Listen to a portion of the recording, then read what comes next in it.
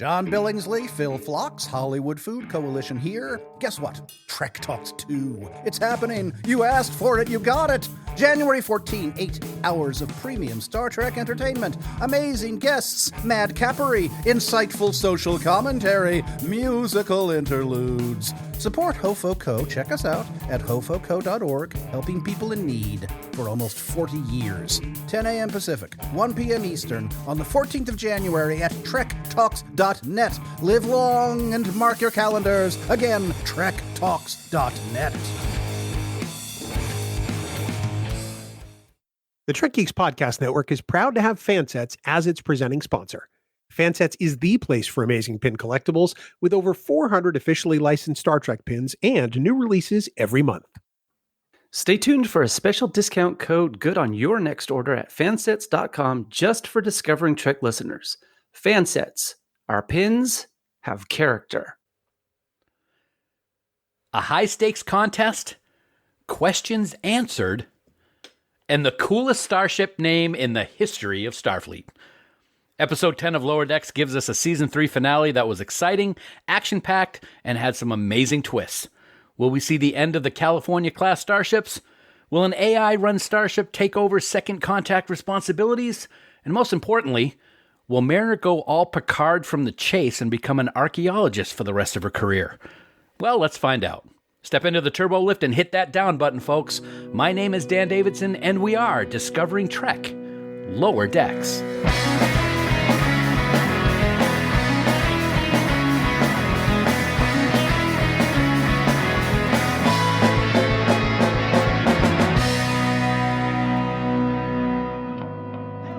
Thanks so much for joining us, and welcome to Discovering Trek, the Star Trek Universe companion, presented by Fansets. The Season 3 finale of Star Trek Lower Decks did not pull any punches. Freeman stands up for her crew and her mission in front of the very highest of Starfleet Command. A contest against a seemingly invincible opponent and some unbelievable answers to Rutherford's past gave us an incredible final episode of the season. But before we get into too much detail about this finale, I have to introduce my two amazing co-hosts. It has been a fantastic season of Lower Decks, and because of these two gents, it's been an amazing season of Discovering Trek. As always, to help me break down this week's episode are my friends Bill Smith and Casey Shasky. Casey, as always, good to see you, buddy, and wow, just some pretty amazing things took place in this finale, and we got a lot to talk about. We sure do, my friend. This was once again, another awesome season finale. Lower Decks absolutely knows what they're doing and, satisfies once again. Absolutely. And Bill, not a cliffhanger per se, but I'm going to say it right now. Folks are going to want to stick around through the credits on this one because something very important does take place. Thanks so much for having me back, buddy. So for the first time in Star Trek history, we get a post-credits scene. This is pretty epic. And I'm sorry, the coolest starship name, you were such a kiss ass. I don't care. It's awesome. You are you know what? A brown noser. But that's the one ass you want to kiss, isn't it? So it's the USS San Jose, right? Yeah, I was going to say the USS Englewood. That's it. Yeah, okay. Well, F. Englewood. No, Englewood, where you at? We'll get to that name in just a moment. Black alert. Black alert. This episode of Discovering Trek Lower Decks, as always, contains spoilers. So if you haven't watched Star Trek Lower Decks, Episode 10, the season finale, stop listening right now, head on over to Paramount Plus and watch the episode, then head back over to us with Discovering Trek. Failure to do that puts you at risk to find out plot developments and character details for the star at night. Our big and bright. Deep in the heart of Texas. Thank you. You're late with the clap. Sorry. Well, I think we're going to have a fun discussion, guys. As our listeners can surely tell, we have not had anything to drink. At least that's what I'm saying. It was a great season, and let's get our thumbs up, thumbs down. I kind of have an idea of what we're all going to vote on. Bill, what did you think about this finale, buddy? 2 thumbs way up. I said this last year, and I'll say it again this year. Mike McMahon can write the hell out of a season finale. He's 3 for 3. Each time it's been a grand slam home run, and this episode is no exception. Absolutely. And Casey, are you on the same page with your friend Bill there? Oh, absolutely. Mike McMahon, Pablo Sandoval, this whole thing in the World Series, home run, home run, home run. 3 for 3. Dude knows what he's doing. He is fantastic. It's great to have a showrunner who loves Star Trek as much as he does, who writes fantastic episodes of Lower Decks like he does. And like you said, I also gave it a thumbs up, 2 thumbs up, 6 thumbs up. Doesn't matter how many thumbs, they're all up. He did a fantastic job, as did the entire animation cast, the writers, the voice actors. It was all perfect. Dare I say the best finale of the 3 seasons we've seen so far on Lower Decks. I'm going to go that far. Also, I'll agree with that. Okay, cool. So let's get right into it, guys. I'll get it off my chest now. You always guys were giving me crap a few minutes ago, but I'll tell you, when the Starship Van Sitters swung into screen and to save the day, I was ecstatic because as we all know, we know John. We love giving John a hard time. He's a great guy, but he is now official Star Trek canon, and that's going to be pretty awesome. And I would love to talk to him and find out what it was like for him when he either read or saw for the first time that a starship was going to be named after him and a starship that swoops in and saves the day. Well, we should probably level set for some viewers who have no idea who we're talking, or listeners who have no idea who we're talking about. Yes. We're talking about Vice President, of I guess it's now Paramount, who deals with the Star Trek brand, John Van Sitters. Who's worked for Star Trek for a long time, who was a massive fan of Star Trek and always has been. He's the person who has a starship named after him this week. And of course, it's a Sovereign class. Yes, it's absolutely beautiful. And it just fits. The name fits for a starship. And I gotta say, hearing Shax call it out, that's when I was like, oh, I think I squealed. I really think I squealed. I was so excited. I was very, very happy. Not only for Star Trek fans, but for John. I can only imagine what he was thinking when he saw that. It was just pretty cool. You might want to wipe your nose off. No, it's all right. I don't mind it. John knows what I'm like. We'll just get him some maple syrup and he'll be fine from now. Yeah, it's fine. He was probably thinking, gosh, I wonder what Dan thinks that I'm thinking about this. I know that's what I was thinking. Yeah, well, that's what happens when you're the host of Discovering Trek. Some things, Anyway, so that was one thing I loved. One thing I did not like, but it actually works with the episode, and we'll get into it in more detail, is yet, guys, another Badmiral. How many times have we seen Badmirals in Star Trek, Casey? And here we go. Admiral Buenamigo. What do you got to say about him? But his name is Les Buenamigo, literally less than a good friend. So if this wasn't a giveaway from Point Zero, it was like, oh, come on now, let's be bilingual. And it was like, yeah, a little bummed it was another bad admiral, but I kind of like that he just totally was, hey, this is who I am, I'm not shy about it. He wasn't shy about it, but Bill, he was nuts.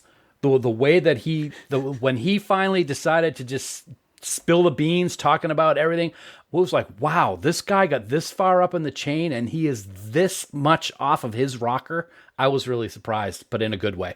Well, here's the thing. It's not that he's off his rocker. I think that power corrupts and absolute power corrupts absolutely. I think that this Badmiral trope is done equally as effectively as Terry O'Quinn's character in the Pegasus in Star Trek The Next Generation. Ooh, nice callback. At the very beginning, you don't believe he's necessarily evil, but he's created something that doesn't fit well with Starfleet and clearly doesn't care about the possible ramifications. It's not until later that you realize, oh yeah, this dude is not just bad news. He's the worst news. And I think he kind of mirrors Eric Pressman in that sense. Ultimately, I think that Lower Decks really does a great job with the Badmiral trope, probably better than a lot of the other shows. Well, that's a good point. A very good point. And he's bad. I mean, he doesn't care about, what he did to Rutherford, which was a great revelation. And I said it a few weeks ago. I said, guys, I'm really hoping that whoever is behind all this, because you only saw him in the shadows. I'm like, I really hope it's a big name. It wasn't a big name, but it was a big name for this season. So I was kind of happy about how we saw that revelation about who it was who did the things to Rutherford that he did. I'm glad they relied a little bit on Lower Decks canon. Yes. And didn't make it necessarily like Sloane, reanimated from Section 31 or Jellicoe or somebody. I'm glad that they kept it within the confines of their own series because I think it made it much more interesting. I agree with that. Casey, one of the things, we actually talked about it last week when we got just a little bit of a hint of the Texas-class starship. We were all talking like, who thinks that this is a good idea?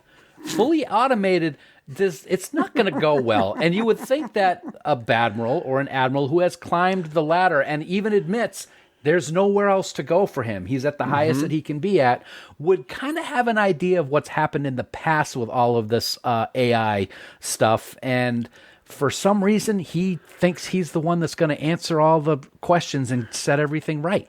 Ego and hubris, they're the people who think, oh, well, the people before me did this wrong, but I'll do it better, or I will do it where everything will be just fine. I mean, we've met these narcissistic a-holes, and you're like going, oh, really? So they don't learn anything from what's happened in the past.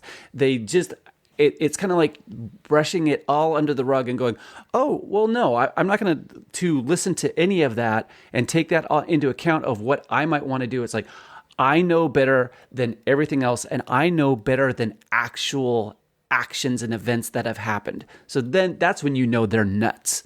Right. Bill, you were enthusiastically nodding your head when Casey was talking about this. He's spot on. I can't say it any better. He hit it perfectly. Yeah.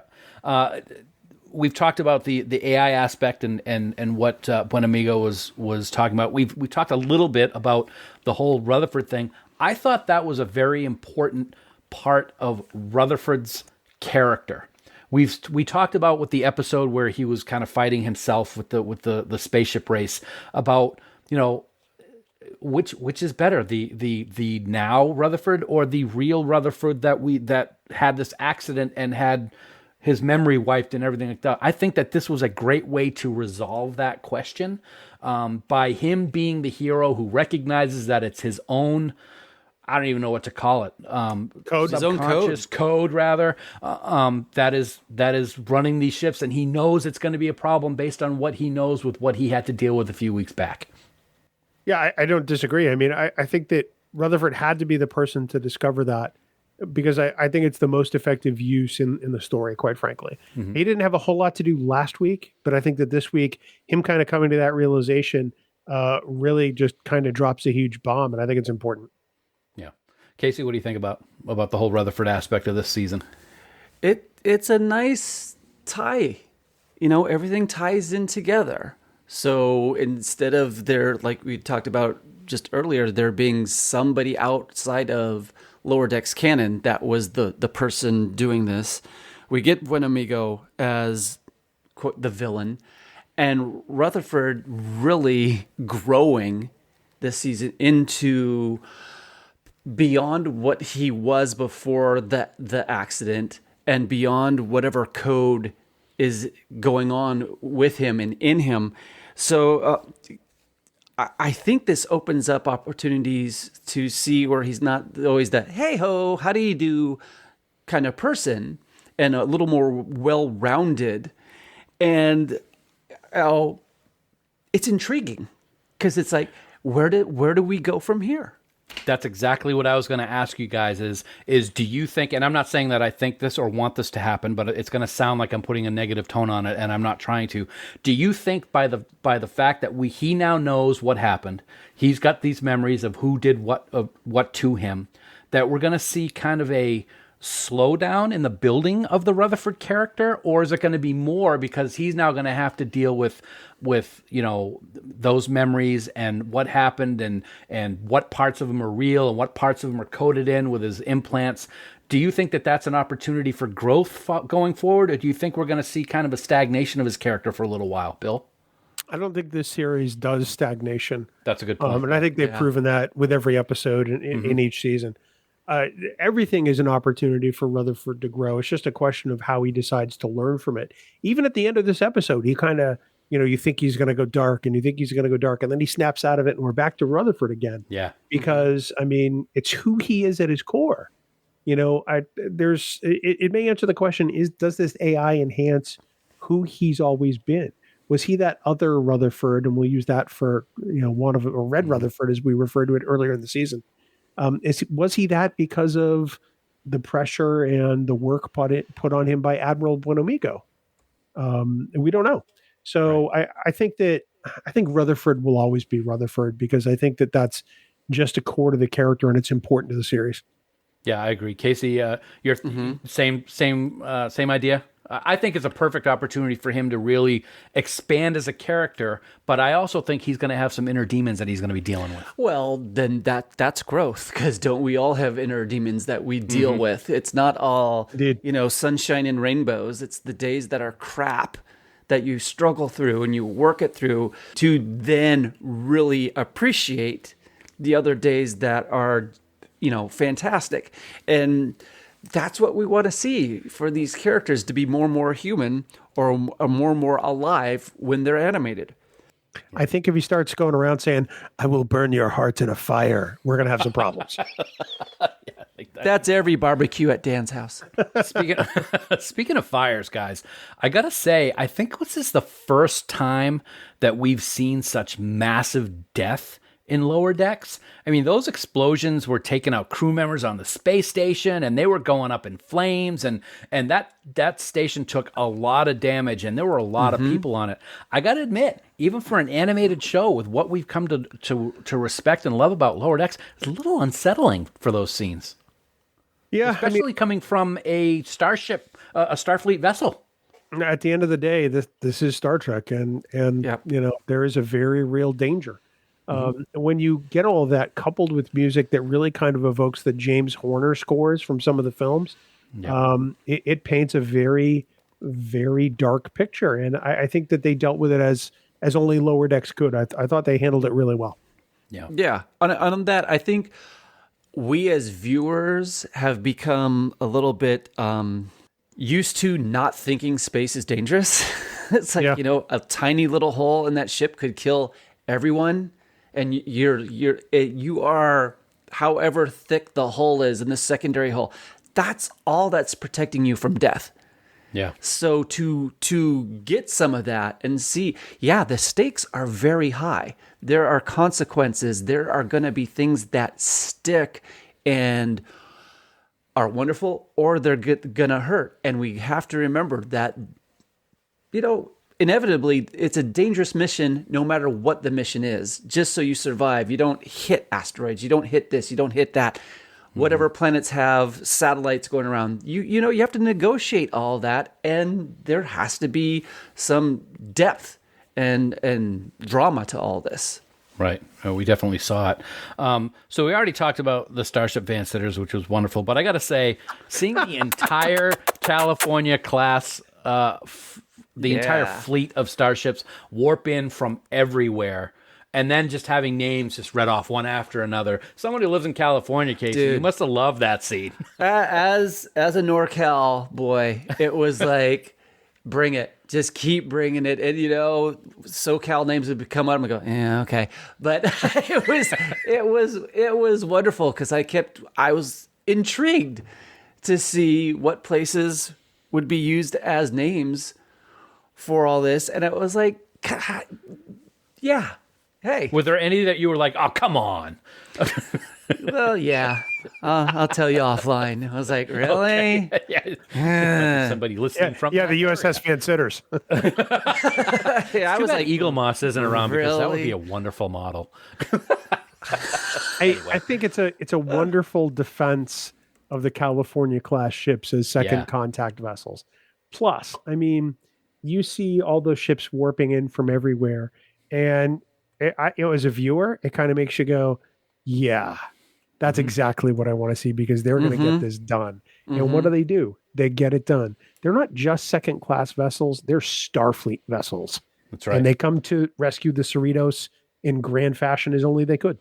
It's with modern Trek that we've been able to see these amazing scenes. Like season 1 of Discovery comes to mind, when all the ships warp in at the neutral zone, and then the Klingon ships warp in, and we saw it in Picard, and it really was amazing. But to see all of these in animated form, all the same class of starship warp in to save their sister ship, really shows what the heart of the California class starship cruise is all about, Casey. And I thought it was a great moment. well, absolutely. As we learned earlier in the season, the Cerritos has a reputation, and it's a good reputation with the other Cali class ships. So, it's the whole, we may fight amongst ourselves, but once there's an outside threat, we all turn back to back to Yeah. kick that outside threat's butt.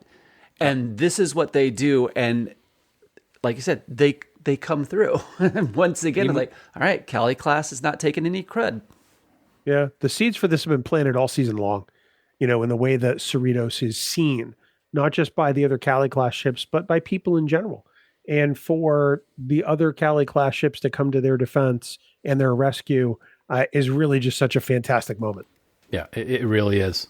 And the fact on this, it's Mariner who does this. Mariner not right. only has her Indiana Jones moment early in the episode, but Yes. but Mariner is the one who says, I know we may lose, we may die on this, but I have to do something, and takes the bull by the horns and saves the day.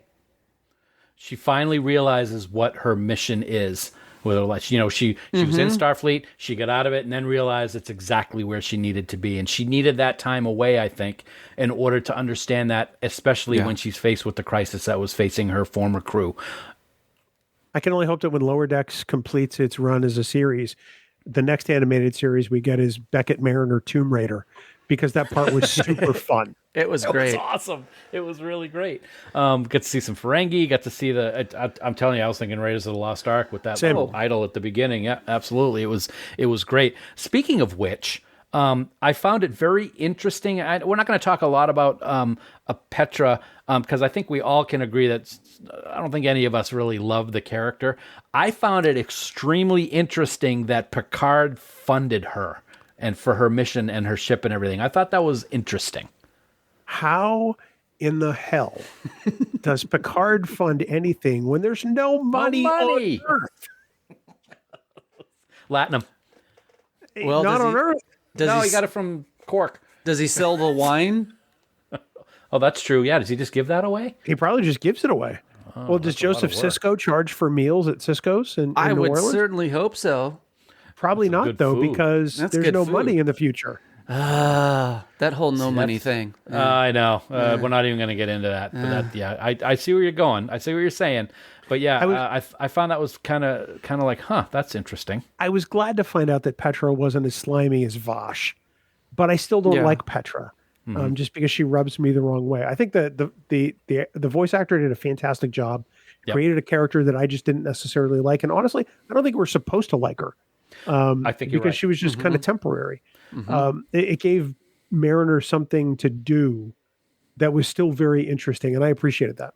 I find it interesting that you talked about Vosh because one of the things I was thinking about with her is like, isn't it interesting that Petra is just like Vosh and that she's kind of a, swindler and not really completely honest, and they're kind of putting that mold into both female characters that were quote archaeologists but really Tomb Raiders. But Yeah, not as slimy as Vosh, so Yeah, win-win. right. Exactly. I mean, taking stuff back to the museums, and it's like, okay, we've got stuff going on right now with all the museums around the world to be like, hey, maybe some of these relics should go back to where they originated from, not when they were stolen and you brought them back to whatever. We've moved on certain things as a society. It's like, I mean, for me, it's like circuses. Like Yeah. you can see elephants and lions and all this other stuff in places. They're not necessary anymore because Yeah. it's not exotic. Well, I'll tell you what, speaking of things that you want to buy, and since we do still have money here in our time, let's talk yeah. about our friends at Fansets. And then when we come back, we're going to continue this awesome discussion on the season 3 finale. Dan, of course, it wouldn't be an episode of Trek Geeks without taking a moment to thank our friends at Fansets for being the presenting sponsor of the Trek Geeks Podcast Network. Yeah, absolutely, man. You got it right. We love doing it every single week. Hey, it's a new month, and that means new pins from Fansets. And these pins that are available right now at fansets.com are really special to me because this guy is just so awesome. In honor of Doug Jones returning to the role of Billy Butcherson in the new Disney Plus movie Hocus Pocus 2, our friends over at Fansets are having a Doug Jones release day. So head on over to fansets.com right now to get these awesome new pins. The Captain Saru autograph pin, which is the second pin to be exclusively signed by Doug Jones. And I got to tell you, the border for this autograph pin is just perfection. You want to check it out. Also available is the Micro Crew Captain Saru pin from Discovery Season 4. And this one here is pretty awesome. It's the Doug Jones Captain Saru pin. That's right, your favorite Kelpian and your favorite actor back to back. The magic of technology. It's all on the same pin. It's awesome. You got to check it out. And they're all available right now at fansets.com. They really are amazing pins too, Dan. Almost as amazing as Doug is himself. And of course, we love Doug. And of course, guess what, people? In addition to the amazing Doug Jones pins added on November 1st, Fansets also had a surprise pin drop this week, and it's none other than the Star Trek Picard La Sirena emblem.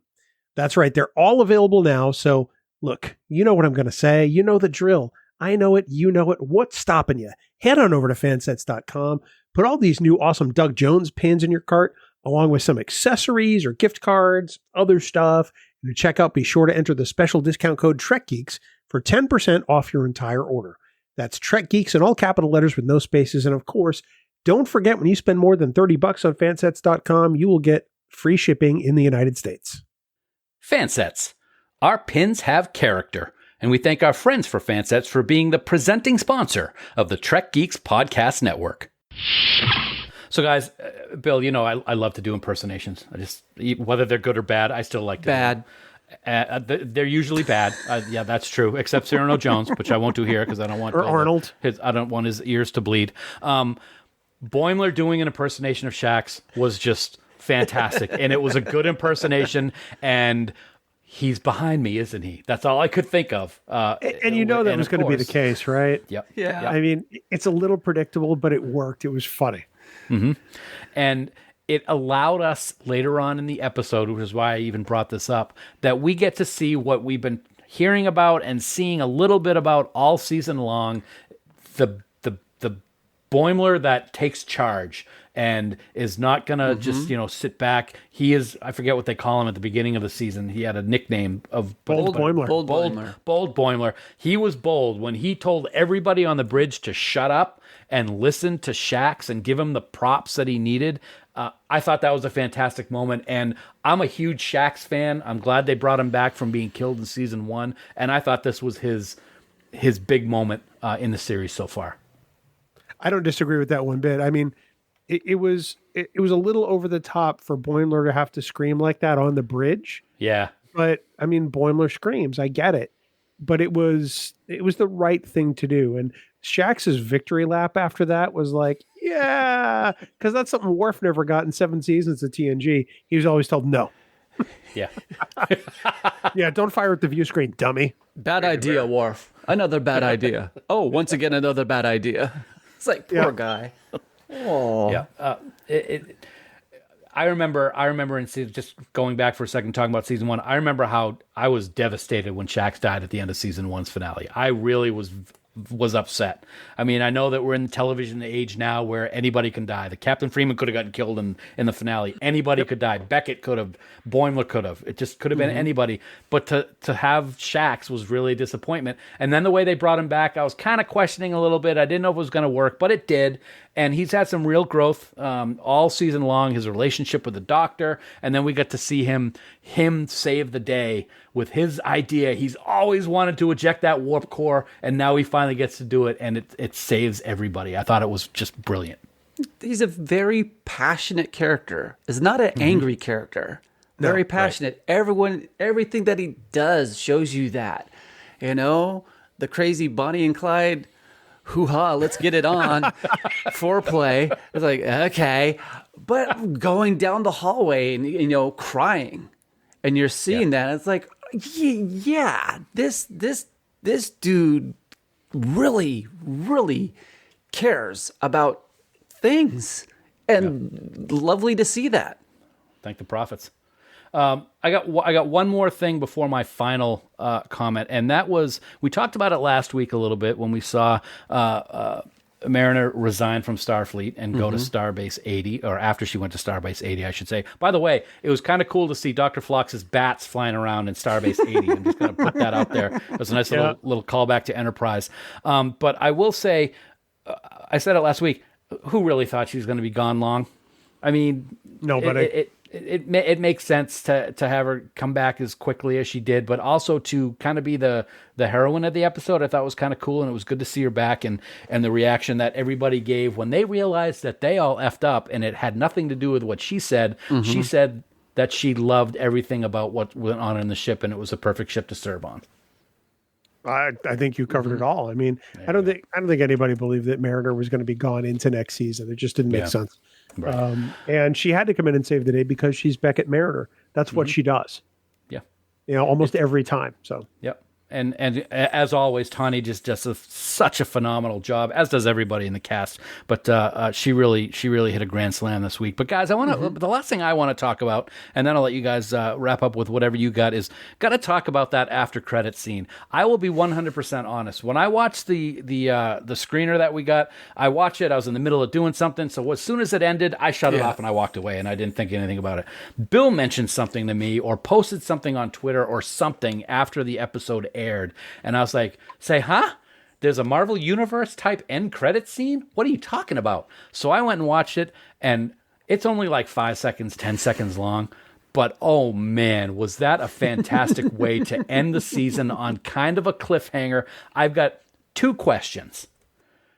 Would it be amazing to see Peanut Hamper and Agamus and Badgie team up as a triple AI threat in a future season, and it was the tractor beam was green? I'm thinking it was the Borg. What do you think? Yeah, I'll let Casey go first. Okay, Casey then. Casey. I think it's the Borg. I think you have those 3 AIs working together. I think they eat each other alive. I think they backstab each other to not get what their goal is, because each one's going to want to be the one in charge, which then makes very cool story ideas and dramatic stuff for seasons coming up. And then you include all those psycho characters being assimilated by the Borg.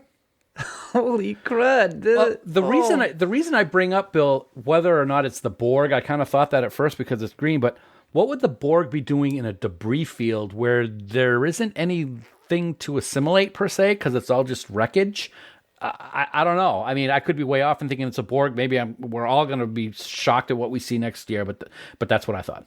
Well, they're all about technology and improving themselves. Maybe they detected an AI somehow in scanning the debris field. Maybe, who knows? It could be the Borg. I think it probably is, but I mean, the Romulans have green tractor beams too. That's true. Yeah. So who knows who it could be? Of course, you saw that flash of Badgie. I think, and I'm going to call it now, I think that the season 4 finale involves the Borg and Badgie and Agimus and Peanut Hamper and a cliffhanger. Oh man. So flag the tape. Because we're going to, in the season 4 finale, when we do that, probably next year at this time, we're going to come back to this and see how wrong I was. That's bold, and I like it. One of the things I thought was really cool about that scene, as quick as it was, is that it was Rutherford's cybernetic piece that Shax ripped off his head before he saved him at the end of season 1. And I just love these little tiny callbacks and details that this crew who writes the show and does the show has in their mind when they're writing the stuff. I just thought it was brilliant. So guys, what else you got about what we had with the season finale? I'm really bummed that this is the last time we get to talk about Lower Decks for a while, but at the same time, there was so much going on that we could go on forever. It really does. Last week I did a How Have We Not talked about something. This week, how have we not talked about the interface to the Texas class starships is the M5 computer from the Ultimate Computer in the original series. You want to talk about the mother of all callbacks. You want to talk about in your face. Anyone seeing this should know how it's going to go the second they see that computer. Yeah. It's a great Easter egg. It's a great callback, but it's a great, shadow of what's to come. Personally. I also have to say, we finally get to see T'Len again after a year. That was beautiful. Yes. And it's funny that I don't know if I talked about it on the show or after the show. I thought that was Tawny doing the voice of that character, but it isn't. But it is kind of cool that she's back and she's going to be on next season because everybody loved her. And then I only have two other things. One, Buen Amigo is smoking. Didn't he see the signs on the bridge of the simulator for the Kobayashi Maru that say no smoking?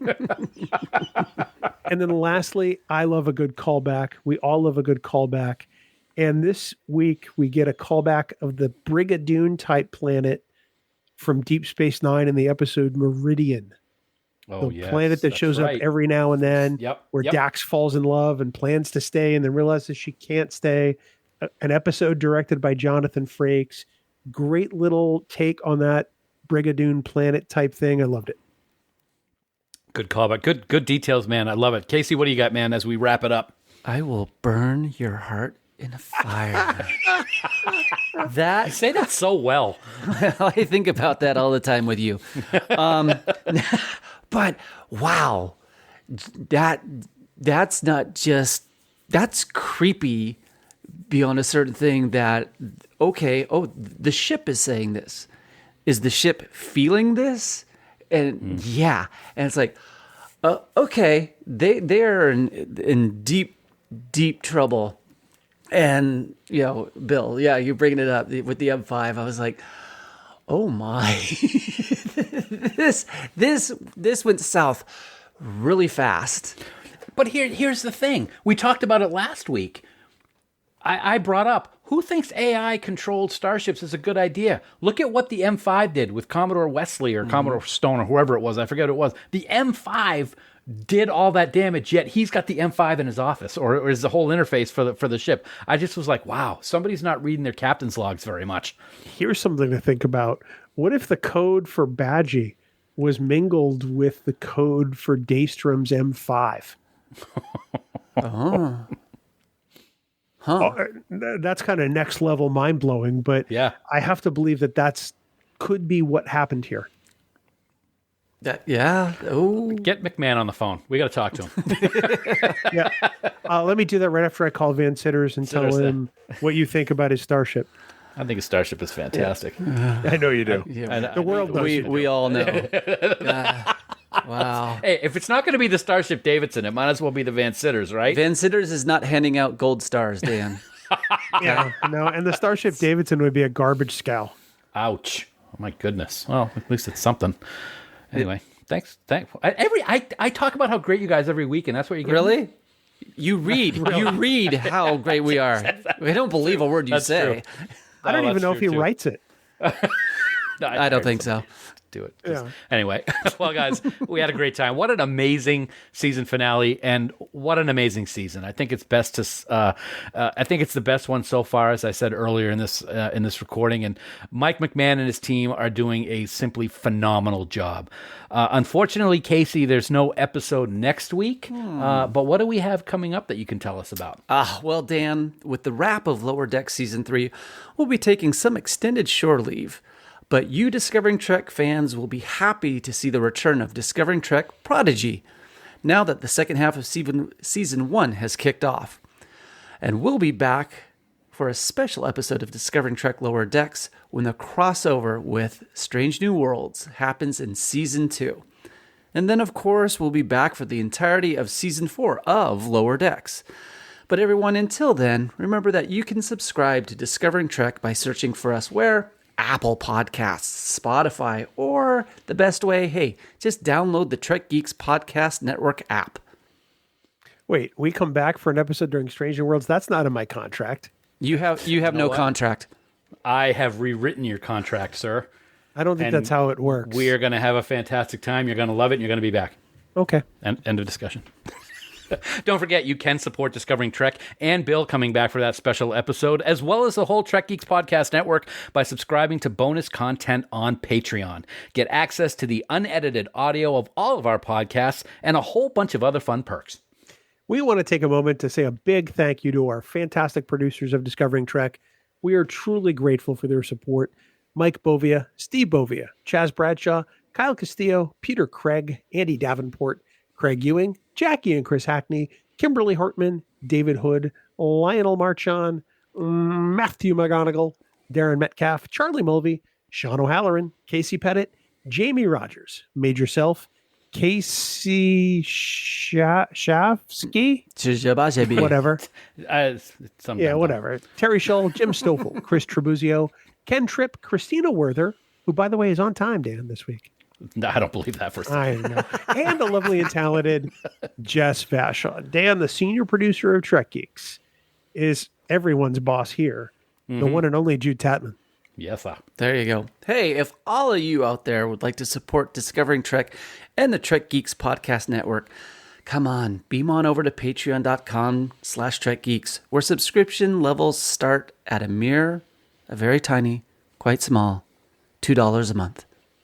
Extremely small. Of course, for more great Star Trek discussion, we want everyone to check out the other member podcasts on the network. You know, you got this show, Discovering Trek. You have the original Trek Geeks, which Dan and I host. There's Politirex. There's 5-Year Mission, Deep Space Pride, Infinite Trek, The Divine Treasury, Sci-Fi Sisters, With the First Link. Let's just say there's a bunch of shows. We don't want to leave anybody out, but we'd be here all day, honestly. So get yourself on over to trekgeeks.com/listen to find where you can listen to them all. The Trek Geeks Podcast Network, no one, no two, no three talks Trek like we do. No one. Well, everybody, here we are. Thanks for joining us for our discussion on Lower Decks Season 3's finale, The Stars at Night. Lower Decks is simply amazing Star Trek, and it's been a joy to watch every single week. It's also been a joy to have discussions about each episode with these two wonderful guys, Bill and Casey. Yes, I did write this. Gents, as I say every week, I could not have done it without you guys. The success of this show is due to you two and the great friendship we share, as well as the love of Star Trek and of Lower Decks. So thank you both for a fantastic season. And I also want to give a special shout out to our dear friend and former co-host, Sarah. The discussions that we had with her when she was with us for the beginning of the season were fantastic, and we certainly wish her all the best and hope she's doing well. And finally, a huge thanks to all of you for taking the time to download and listen to us talk all season long about Lower Decks. We hope that our love of the show comes through each week, and we hope that you had as much fun listening as we did recording. I'm looking forward to doing it all again for the Lower Decks Strange New Worlds crossover, Bill, and then again with Season 4. So until next time and next season, never stop discovering. Music for Discovering Trek is provided by 5-Year Mission. They're writing an original song for each episode of Star Trek. Hear more of their music at 5yearmission.net. Discovering Trek is a production of Coconut Media Works. Executive producers Bill Smith and Dan Davidson. For more great Star Trek discussion, discover the other shows of the Trek Geeks Podcast Network at trekgeeks.com or find us in Apple Podcasts, Spotify, or your favorite podcast app.